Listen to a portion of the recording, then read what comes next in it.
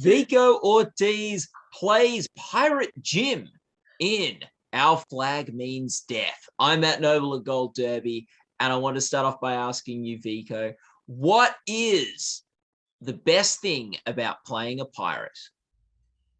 Everything. I get to be unhinged. I get to have fun with swords. And I get to be on a ship in the ocean. It's like I'm Caribbean, so literally it felt like home. And the water that they used on the CGI screens was from Puerto Rico, so it very much felt like I was just back at home, swashbuckling my heart away. Oh, that's so cool. Do you what with approaching Jim, what was the biggest challenge for you? Um I don't know if challenge, but I wanted to make sure that as people were getting to know the character, they saw Jim as Jim, right? I wanted to make sure that I was bringing Jim my experience as someone who's non-binary, and I'm not trying to act like a man or trying to act like a woman. I'm just a human being in this flesh, and the only thing that changes is how people perceive Jim, depending on what they're wearing. And realizing at the end of the day, it's like, oh, I can still. It's they're just Jim, and that's it. Whether they have the beard or not, the beard doesn't make them more masculine, and not having the beard makes them more feminine. They're the same person regardless. So I wanted to make sure that that was something that people were catching on to as the show progresses, and also invite them to ask themselves, like, who am I outside of societal expectations of gender, right? If you identify as a man or as a woman or as a non-binary person, what does that mean to you outside of these expectations? And really discover yourself and reclaim these things for yourself, and come to more step into a more authentic version of yourself into the world. Is there anything you learned or grew in from playing Jim and being on this show? I'm sorry, that didn't catch that question. Is there anything that you learnt or grew in yourself from being Jim and being Um, on this show? yes. Well, on the more like fun side, I learned how to knife throw, which was something that I had never done. I was a fencer back in the day, and when I got into knife fighting, that felt very comfortable. But I've never thrown a knife, so that was a new thing that I got to learn. But in a more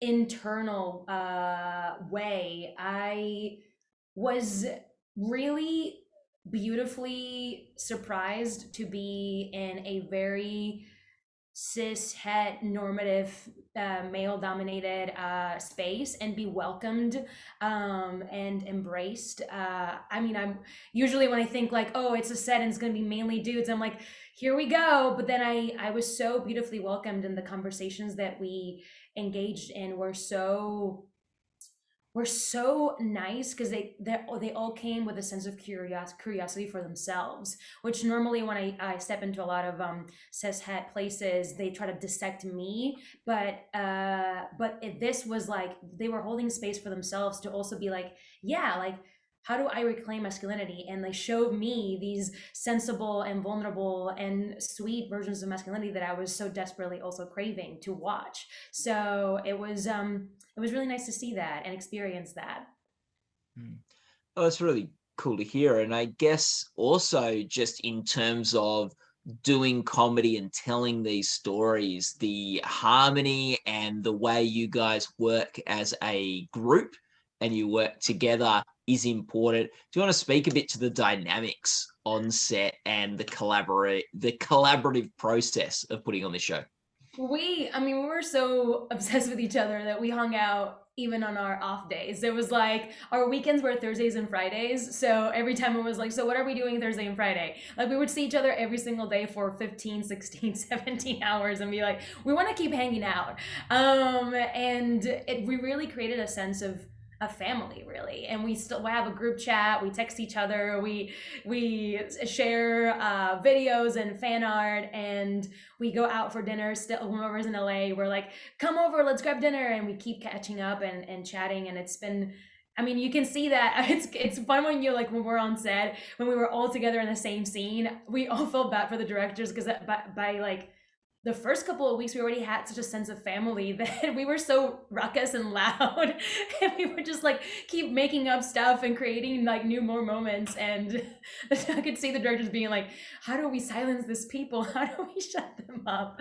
But it was really cool to see, and I mean, everyone has such a fresh take, and their creativity knows no bounds. So I mean, a lot of it was just like, how do we not laugh in every single take? I thankfully had a hat that I could just casually dip my hat down and just take a laugh out and then look back up like nothing had happened. But everybody else didn't have anything to hide from, so that's on them. No, but it really was a lot of fun, and you can see it. I mean, you can sense it when you watch the show. We really grew into a family. So Yeah. And there is such a lovely tone and rhythm to sort of how the show plays out. How do you sort of find that and find that sort of very natural, authentic sort of rhythm to the show? it's interesting because when you're, I mean, it's a brand new show, right? And we're like, Mm. as we're reading the episodes, we're learning more about the characters. I vaguely knew a little bit of what was happening with Jim and Oluwande, but not really a lot. And as we're reading more episodes, we're finding out about different connections and relationships, and then we're getting more excited and like, oh, how do we work that out, and how do we have that balance of the seriousness and also the humor. And I think that's the beauty of having that familiar sense, that we really held each other in the humor and in the more serious moments, in the more vulnerable moments. But we never, because we were holding each other with so much love and compassion, we never lost that sense of humor within all of it, because we're human beings, right? I mean, dramas are incredible, right? But I think what I love about comedies, especially comedies that grapple around a lot of vulnerable moments, is that that's humanity right there. That's us, right? Like, not everything is going to be super serious, and within the serious moments, we're going to have a moment of laughter and like connection, and being like, that just happened. And that's what makes also the show so compelling to watch, because within that humor we find that connection, and then when the vulnerable moments happen, we are so, it's humor that it's not like a ha making fun of. It's humor that comes with so much love that you feel so held by it, then when the vulnerable moment happens, you're just like letting go and allowing that to really touch you. So it's really interesting when I see the people's like comments on the show. It's like, I thought it was going to be a silly pirate show, and then why am I crying? But it's like a really, it's a visceral and it's a visceral and come, it's like really, you're just like letting go and really succumbing into this experience, and letting yourself be held by these very sweet pirates. Yeah, there's a real like heart to it, as you say. While at the same time, it is still a silly pirate show. Yeah, It's not that either. 100%. Yeah, yeah. Do do you improvise much in the show, or yeah? Um, How did yeah? yeah, all of the Spanish stuff is improvised. All of the Spanish is improv on my end. Any random word that you hear that's in Spanish, anything that's Spanish, it's just me. And then mostly everybody else like riff off of that. A lot of those scenes get cut because it's a lot of it, but then a lot of improv actually stayed on the show. I saw a thread on Twitter, people being like, "Was the show even written? Was this just like, here's the setup, go ahead, do the thing?" But there were a lot of other cast members who would say something in Spanish too, or like add some Spanish, and they will like repeat it but with a really terrible American accent, and then like keep on something else, and those are really fun moments. And But yeah, there was a lot of improv on the show, and a lot of it stayed. And on my end, everything Spanish was just me going at it, because I mean, as Spanish being my first language, whenever I get excited or angry or whatever, Spanish is the first thing that comes to mind. And I thought, if we're gonna have this character be, fully bilingual, then if there's a moment where they're excited or frustrated, it's like the first thing they just want to say is Spanish, and then they just keep going in English. And Oluwanda being able to understand everything that they're saying was also part of our character work and relationship work. There's the episode This Is Happening where you head back to St. Augustine and we find out a bit about Jim's past. You had a bit more to do in that episode than the others. What was that episode like for you, and how did you approach some of those scenes? I mean, again, we found out everything as the episodes were being written, so I had no idea that episode 7 was going to happen. I had no idea if they were even going to touch Jim's past in this season. And when I read that Jim was raised by nuns, I loved it because I have a nun in my life. I have one of my great aunts is a nun, and I told her about the show, and I told her that Jim's I guess like caretaker was an assassin nun, and she was scandalized. It was great.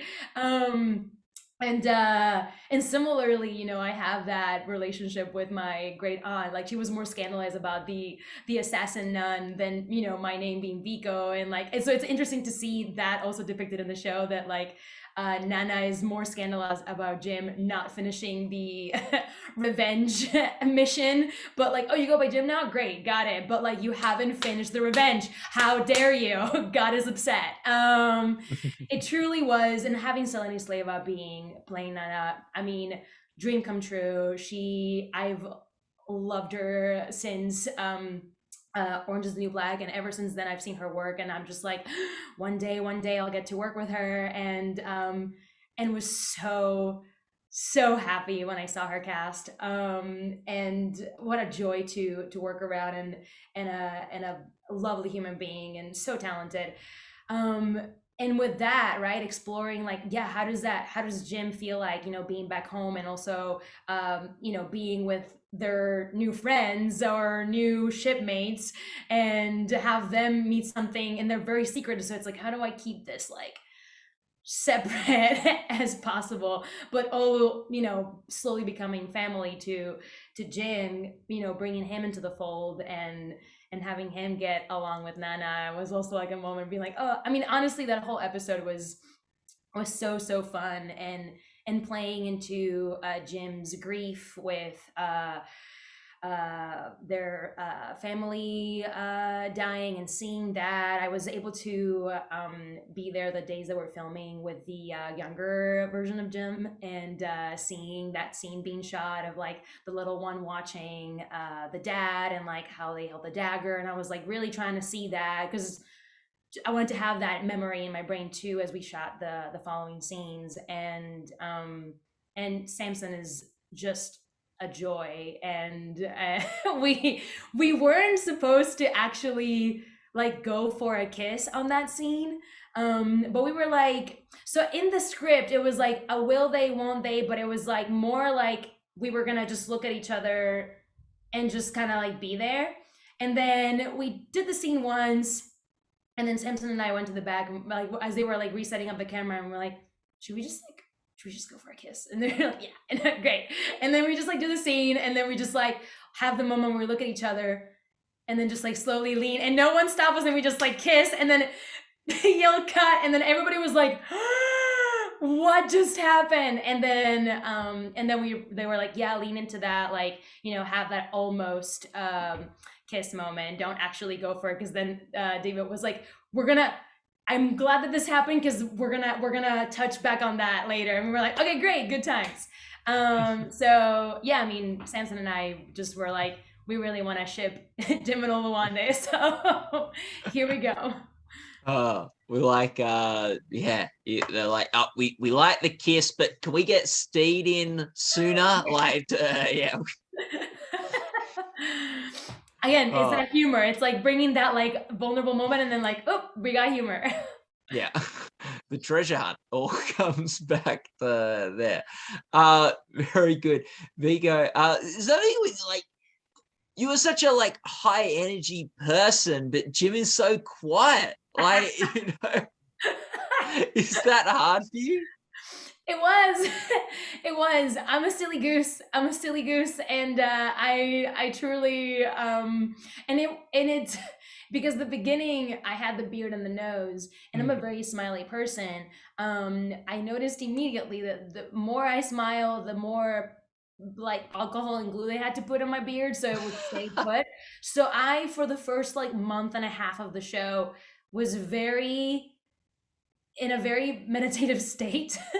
Yeah. Just really very quiet, very chill. I'll have like my moment that I'm like a little sassy and a little bit of that, which I had a lot of fun with because um with the whole get up with the beard and the nose, I know that I pass as a cisgendered male. And if I'm quiet, even more so. But then I'm a little Fruit Loop, right? So I'm like walking around and then I like go to Crafty. And then the second I open my mouth, I'm like, what do I want? Do I want salty or do I want sweet? And I have this like full, like very intense, like very cis het like look. And then the guy was like, what is happening? Whoa, like your voice and your look is just what's going on. And I was like, what can I say? I'm just, a little fairy. And I had a lot of fun with that, messing around on set. But I mostly stayed contained. And then the second the beard and the nose were off, I was able to smile more often. But still, every time the cameras were on, I was like, cool. Yeah, very just like, there you go. And then back, we're off, and I'm like, oh my God, you guys. It was like a constant like back and forth of Vico and Jim, Vico and Jim. And I'm glad that now, because once the show came out, people were starting to follow me, and they were, this is Jim, right? And the cool, like chill, like quiet Jim. And then I'm just the complete opposite. So now people are catching up on that, and I'm like glad because I cannot perform seriousness all day, every day. Yeah, you're not a method actor. You can No. switch it on and off. When you go to the craft service table, you can be Vico, which is nice.